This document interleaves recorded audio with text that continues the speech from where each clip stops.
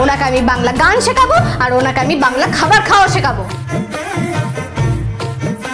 আচ্ছা আচ্ছা শুনছি তুমি নাকি ওকে নিম বেগুন খাইয়েছো? হ্যাঁ, নিম বেগুন খাইছে তো। আঙ্কেল খুব তিতো ছিল, খুব বিটার। হ্যাঁ আমি জানি ও তোকে টর্চার করছে।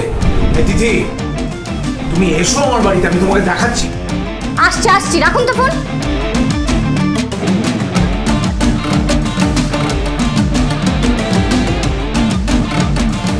কি হলো, আপনি এখন তৈরি হবেন কি হবেন না? না।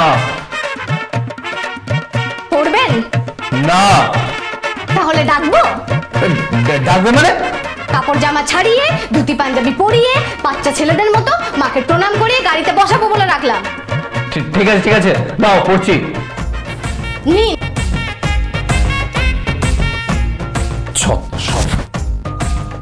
পথে এসো বাছা, পথে এসো। বলে কিনা পড়বে না।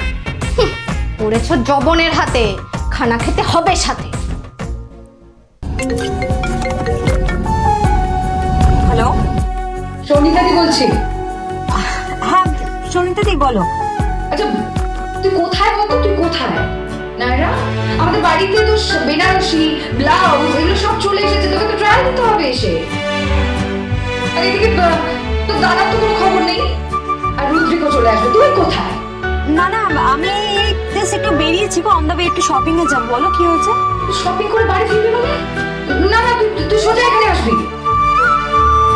আরে তুই কি বলতো? আচ্ছা তুই তো বউ হবি, বউ হয়ে নিজেই শপিং করতে যাচ্ছিস? আসলে দাদা না খুব ব্যস্ত, বুঝলে, মানে বিজনেসের প্রেশার আছে, এখন বিজনেস নিয়ে বিজি আর কি। নাইরা দাঁড়া, তোর দাদার সাথে না একেবারে জমিয়ে ঝগড়াটা করবো, একেবারে কোমর বেঁধে করবো। দাঁড়া। আচ্ছা যাই হোক, তুই তাড়াতাড়ি চলে আয়, রুদ্রিক কিন্তু চলে আসবে। আর রুদ্রিক আসার সময় তুই থাকবি এখানে। না সে ঠিক আছে, আমি নয় যাবো, কিন্তু আসলে আমি তো যাবো, মানে জাস্ট বেরোলাম শপিং এ, যদি বেলা হয়ে যায়।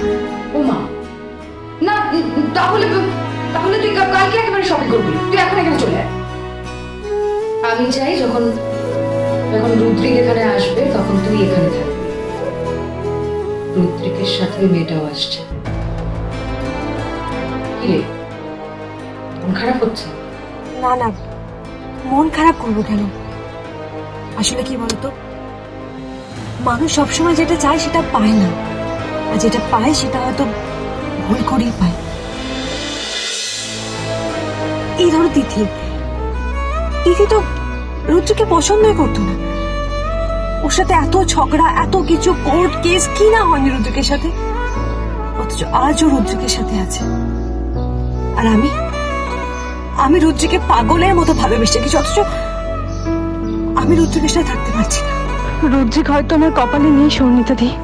কপালে নেই কি বলছিস বলতো তুই?